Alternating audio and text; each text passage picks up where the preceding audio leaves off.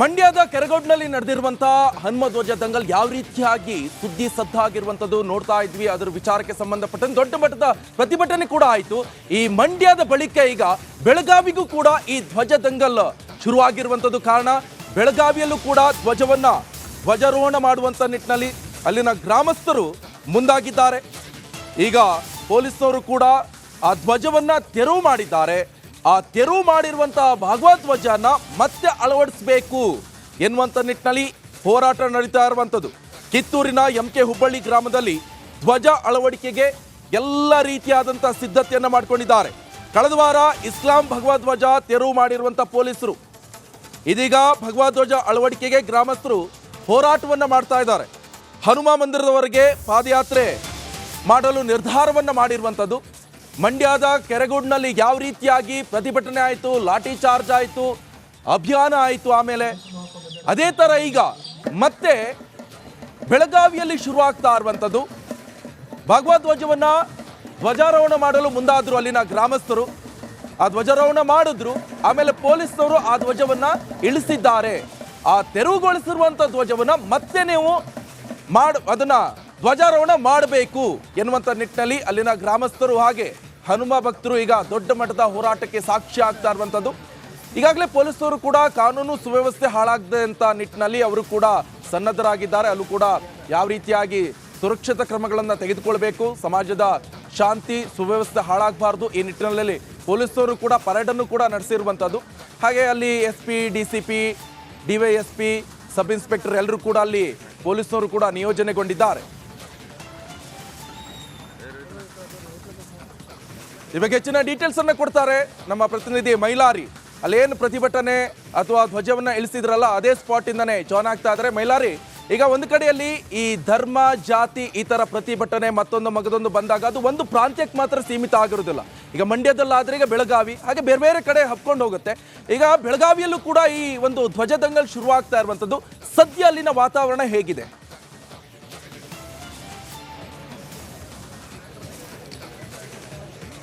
ಖಂಡಿತ ನಿಕೇಶ್, ಮಂಡ್ಯದ ಬೆಳಕು ಕೂಡ ಇಲ್ಲಿಯೂ ಬೆಳಗಾವಿಯಲ್ಲೂ ಕೂಡ ಭಗವದ್ ಧ್ವಜದ ಅಳವಡಿಕೆ ಹೋರಾಟ ಕಾಲಿಟ್ಟಿರುವಂಥದ್ದು. ನಾನು ಇರುವಂಥ ಸ್ಥಳ ಬೆಳಗಾವಿ ಜಿಲ್ಲೆ ಕಿತ್ತೂರು ತಾಲೂಕಿನ MK ಹುಬ್ಬಳ್ಳಿಯ ಸಂಬನ್ನವರ ಅನ್ನೋ ಒಂದು ಕಾಲದಲ್ಲಿ ದೃಶ್ಯದಲ್ಲಿ ಗಮನಿಸಬಹುದು.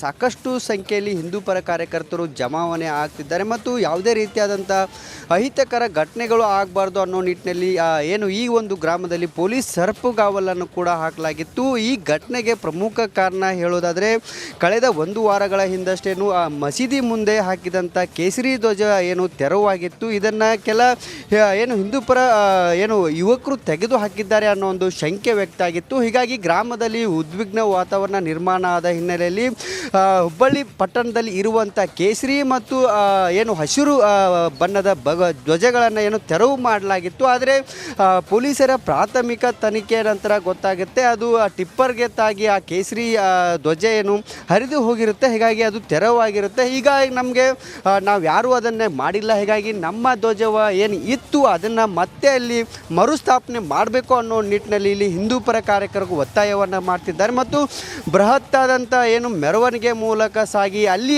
ಮರುಸ್ಥಾಪನೆ ಮಾಡಬೇಕು ಅನ್ನೋ ನಿಟ್ಟಿನಲ್ಲಿ ನಿನ್ನೆ ಒಂದು ಕರೆಯನ್ನು ಕೊಟ್ಟಿದ್ದರು. ಆದರೆ ಕರೆಯ ಹಿನ್ನೆಲೆಯಲ್ಲಿ ಗ್ರಾಮದಲ್ಲಿ ಓರ್ವರು ಇಲ್ಲಿ ಅನಾರೋಗ್ಯದಿಂದ ಸಾವನ್ನಪ್ಪಿದ್ದಾರೆ. ಹೀಗಾಗಿ ಆ ಮೆರವಣಿಗೆ ಸದ್ಯ ಬ್ರೇಕನ್ನು ಹಾಕಿದ್ದಾರೆ ಮತ್ತು ಇಲ್ಲಿ ಅಂದರೆ ಪಟ್ಟಣ ಪಂಚಾಯಿತಿಯಲ್ಲಿ ಈಗಾಗಲೇ ಬೆಳಗಾವಿಯ SP ಡಾಕ್ಟರ್ ಭೀಮಾಶಂಕರ್ ಗುಳೇದವರು ಆಗಮಿಸಿದ್ದಾರೆ ಮತ್ತು ಪಟ್ಟಣ ಪಂಚಾಯಿತಿಯ ಮುಖ್ಯಾಧಿಕಾರಿ ರವಿ ಬಾಗಲಕೋಟೆಯವರ ನೇತೃತ್ವದಲ್ಲಿ ಅನುಮತಿಗಾಗಿ ಕೂಡ ಕಾಯ್ತಿದ್ದಾರೆ. ಈಗಾಗಲೇ ಗ್ರಾಮಸ್ಥರು ಕೂಡ ನಮಗೆ ಅನುಮತಿಯನ್ನು ಕೊಡಬೇಕು ಅನ್ನೋ ನಿಟ್ಟಿನಲ್ಲಿ ಪಟ್ಟಣ ಪಂಚಾಯಿತಿಯ ಮುಖ್ಯಾಧಿಕಾರಿಗೆ ಒಂದು ಮನವಿಯನ್ನು ಕೊಟ್ಟಿದ್ದಾರೆ. ಮರುಸ್ಥಾಪನೆಗೆ ಭಗವದ್ ಧ್ವಜದ ಮರುಸ್ಥಾಪನೆಗೆ ಅನುಮತಿಯನ್ನು ಕೊಡಬೇಕು, ಇಲ್ಲವಾದರೆ ನಾವು ಉಗ್ರ ಹೋರಾಟವನ್ನು ಮಾಡ್ತೀವಿ ಅನ್ನೋ ನಿಟ್ಟಿನಲ್ಲಿ ಒತ್ತಾಯವನ್ನು ಮಾಡಿದ್ದಾರೆ. ಹೀಗಾಗಿ ಸದ್ಯ ಅಧಿಕಾರಿಗಳು ಕೂಡ ಗೊಂದಲದಲ್ಲಿದ್ದಾರೆ.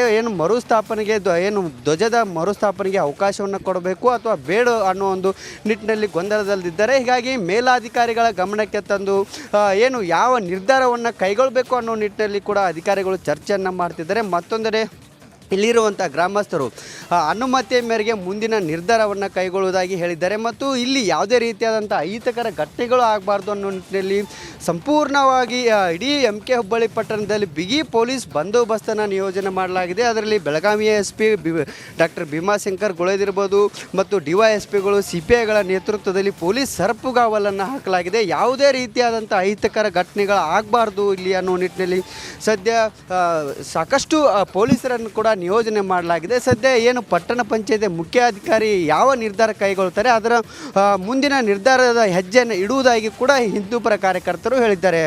Nikesh, okay, thank you Mailari ನಿಮ್ಮೆಲ್ಲ ಮಾಹಿತಿಗೆ.